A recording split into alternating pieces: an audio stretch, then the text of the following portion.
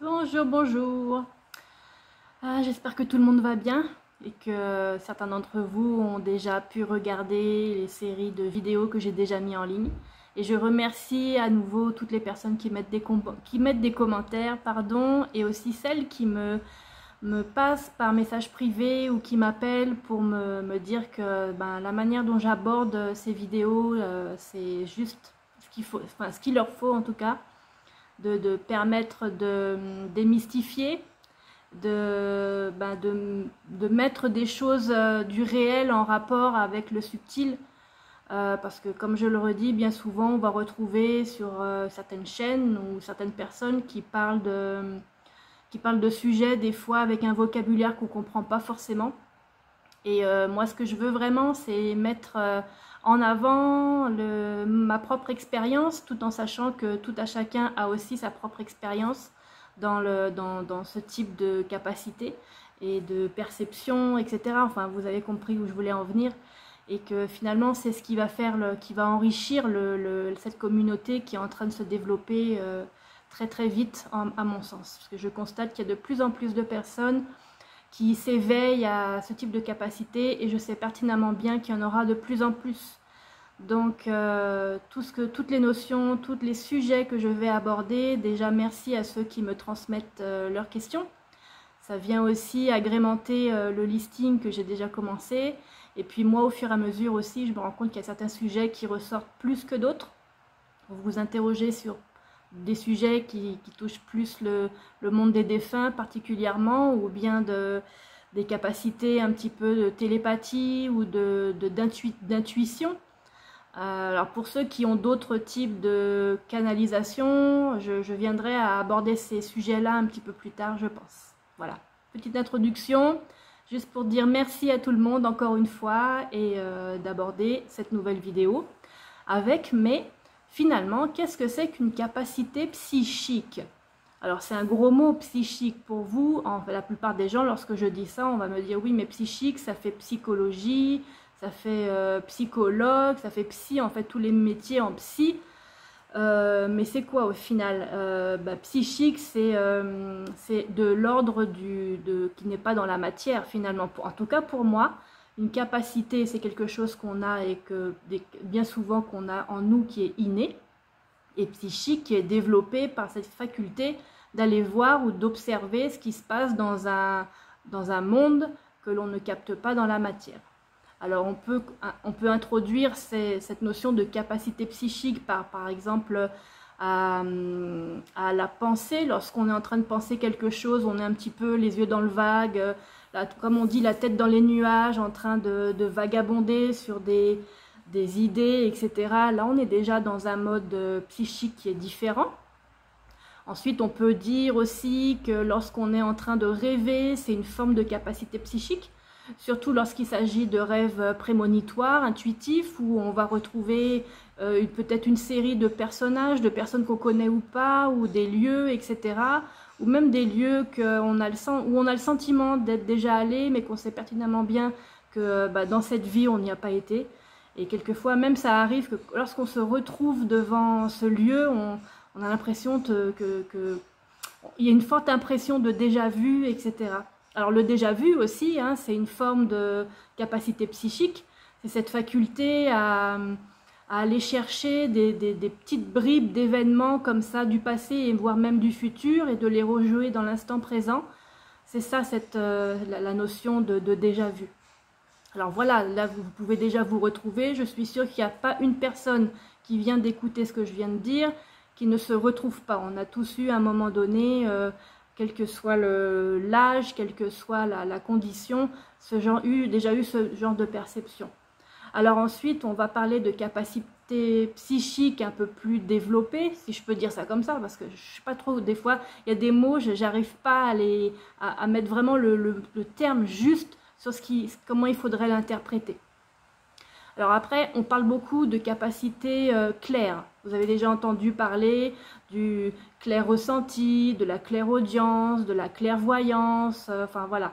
C'est en fait toutes les capacités subtiles, alors comme on dit bien subtiles, qui sont reliées au sens physique. Je crois que j'en avais déjà parlé dans une des vidéos. Mais en gros, la clairvoyance, c'est la capacité de voir des choses. Alors ça peut être dans le passé, dans le futur, dans d'autres vies. Enfin, ça peut être une capacité de prémonition, etc. De voir en fait des choses qui ne sont pas encore arrivées ou qui se sont déjà produites.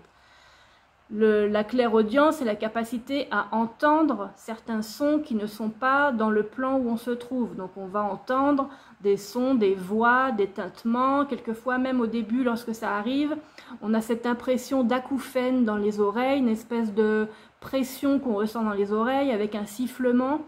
Ne vous précipitez pas chez le médecin, ça ne sert à rien. Simplement fermez les yeux et essayez de vous concentrer sur ce que vous êtes en train de ressentir. Si vous êtes dans une phase où il y a un événement qui est en train de se produire, essayez de faire la liaison entre les deux. Quelquefois aussi, ce sont des entités qui sont autour de vous, qui essayent de vous parler, mais vous n'avez pas encore le bon programme dans votre corps pour pouvoir le décoder. Donc en fait, ça ne sert à rien d'avoir peur, de flipper à chaque fois qu'il se passe un petit quelque chose. Alors, je vais revenir sur la clairvoyance. Il y a aussi la clairvoyance avec nos propres yeux. Quelquefois, les yeux arrivent à décoder des choses qui sont dans des mondes subtils dans la matière. À ce moment-là, ça veut dire que vous avez déjà cette capacité à être au niveau d'un voile, en fait, d'un voile entre plusieurs plans. Vous avez cette capacité de voir, en fait, comme si ça se superposait à la fois dans le plan où vous êtes et à la fois dans les plans, peut-être ceux qui viennent après. Il peut y en avoir plusieurs qui se superposent. Ça peut arriver des fois d'avoir cette impression d'avoir plein de plans différents, en tout cas des environnements différents avec des êtres différents. Ensuite, on a la clairsentience, c'est le fait de ressentir un peu plus... alors c'est physiquement et à la fois c'est vibratoirement, parce que je vais revenir dessus, j'en ai déjà parlé, lorsqu'on est praticien ou même pas praticien. Des fois ça peut arriver les gens nous disent « Ah mais tu as quelque chose dans les mains, hein, il faut que tu fasses quelque chose avec ça hein. ». Mais en fait, bien souvent, les gens ont peur de l'utiliser, du coup, ils laissent ça de côté. Mais ils savent très bien que quand ils posent la main sur quelqu'un, ça soulage. On leur dit souvent « Ah, ta main est chaude » ou « Ta main est froide »,« Ah, je sens des picotements ». C'est ça la clairsentience, c'est-à-dire que c'est une interaction entre votre corps et en fait vos vibrations et l'énergie qui va transiter à travers tout ça. Donc c'est la clairsentience, c'est vraiment ça. Enfin, selon moi, hein, toujours attention, hein, il faut toujours faire attention à ne pas interpréter tout ce que je dis. Il faut vraiment le prendre avec beaucoup de recul et avec votre propre perception du cœur. Ça, c'est vraiment important, je tiens à vous le dire. Alors, il y a plein de clairs comme ça. Et puis, des fois, vous avez des personnes qui ont tous les clairs qui sont ensemble et qui ont ce qu'on appelle une méga canalisation. Alors, je ne vais pas dire que je suis dans ce cas-là. Moi, je suis beaucoup dans la perception, plutôt la clairvoyance, la clairaudience. Et là, il n'y a plus de clair, mais on parle du prophétique. C'est-à-dire que là, des fois, on a tellement par exemple, un exemple concret, un de mes anciens compagnons devait faire un voyage en avion, il devait partir en Martinique pour faire, je ne sais plus trop ce qu'il devait faire, mais il devait partir. Et je lui dis, tu sais, c'est pas la peine de faire ta valise parce que l'avion, il va pas partir ce soir. Et là, il commence à me dire, oui, mais alors, comme il aimait bien me dire, arrête de guillotiner ce qui va se passer. Et en fait, j'étais tellement persuadée avoir vraiment cette certitude qu'il allait y avoir quelque chose qui va faire que l'avion n'allait pas partir, comme si je le savais déjà. Donc du coup, je lui ai dit, et effectivement, il a fait sa valise, il est allé à l'aéroport, et finalement, il m'appelle pour me dire, bon, je reviens parce qu'il y a eu je ne sais quoi avec l'avion, et c'est reporté, je ne sais pas quand est-ce que je pourrais partir. Donc voilà, ça c'est un petit peu, un prophète. Là, c'est plutôt une expérience que j'ai vécue de prophétie ou de projection dans le futur, comme vous voulez. En fait, j'avais vu qu'il ne pouvait pas partir. Ça peut aussi être, le prophétique, ça peut être aussi voir des images d'un passé, d'un futur lointain. Alors là, je vais carrément vous expliquer ce qui m'est arrivé quand j'étais petite et que je vois toujours. Alors un jour j'étais en train de dormir et je me suis réveillée en sursaut, et lorsque je me réveille, je vois à la fois, alors je dormais chez quelqu'un et j'étais dans le salon, donc je me réveille dans le salon, et alors était superposée au salon une forêt tropicale, et par-dessus cette forêt tropicale, je voyais en fait des volcans en éruption. Et donc je me suis levée, j'étais vraiment réveillée, hein, je vous assure que j'étais réveillée, donc en plus j'étais assez jeune et ça m'a, jusqu'au jour d'aujourd'hui, je m'en rappelle encore dans le moindre détail. Et je vois en fait tous ces volcans en éruption. En tout cas, il y avait quelque chose de climatique qui était en train de se jouer. J'ai bien compris qu'on n'était pas dans un passé genre les dinosaures, etc. Que c'était plutôt quelque chose du futur. Je ne sais pas pourquoi, mais je le ressens comme ça. Et donc je me promène comme ça dans le salon, je sors, je me dirige, je ne sais plus, je crois que j'allais vers la cuisine, mais en fait tout est encore superposé. Comme je vous l'expliquais tout à l'heure, ça peut arriver lorsqu'on a cette faculté de clairvoyance d'avoir une espèce d'une multitude de plans qui vient se superposer au même instant. Et là, bon, tout s'est arrêté d'un coup. Et puis après, à plusieurs épisodes de ma vie, à des âges différents, j'ai revu ces scènes. Après, se sont ajoutées des scènes d'émeutes, des scènes de guerre, avec, je ne vais pas rentrer dans le détail parce que je sais qu'on y est. Et c'est ça qui me perturbe aussi, je vous l'avoue, de savoir que ça allait arriver, mais je pensais que c'était comme quand j'étais petite, que c'était qu'un rêve, etc., que je voulais pas le voir ni l'entendre. Et finalement, c'est en train d'arriver. Donc le prophétique, la capacité d'avoir cette faculté, cette capacité-là, il faut vraiment pouvoir l'accueillir.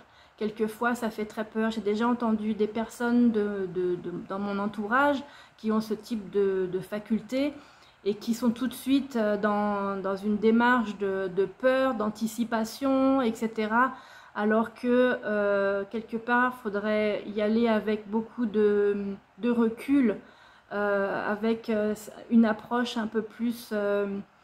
alors, je ne vais pas dire ne pas être dans la peur ou la peur de manquer, la peur de mourir ou je ne sais quoi. C'est toujours délicat d'aborder ce type de sujet. Moi, la première, j'allais dire, quelquefois, lorsque j'ai des prémonitions et que je vois des événements se produire, c'est un petit peu délicat. Pour moi aussi, donc parce que je suis encore dans cette espèce de balance de je doute, je ne doute pas, je doute pas. Bon, je vais terminer avec cette petite expérience de prophétique. J'en ai eu d'autres qui sont plus joyeuses. Je vous en ferai part dans une autre vidéo. Sur ce, je vous dis à très bientôt et je disparais.